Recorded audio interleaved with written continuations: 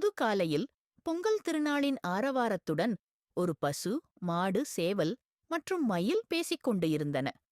பசு சொன்னது, இந்த பொங்கல் தினத்தில் மனிதர்களுக்கு பால் கொடுக்கிறேன். அது அரிசி கஞ்சியுடன் சேர்ந்து இனிப்பாக மாறும். மாடு சிரித்தது, ஆமாம், நானும் அவர்களுக்கு வயலில் உழுவதற்கு உதவுகிறேன். சேவல் மகிழ்ந்தது, நான் காலையில் கொக்கரக்கோ என்று சத்தமிட்டு எழுவதற்கு உதவுகின்றேன்.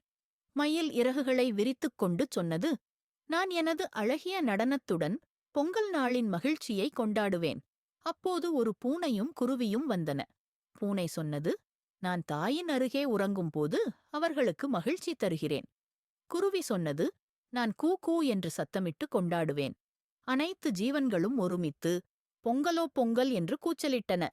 உங்கள் அனைவருக்கும் இனிய தைத்திருநாள் நல் வாழ்த்துக்கள்.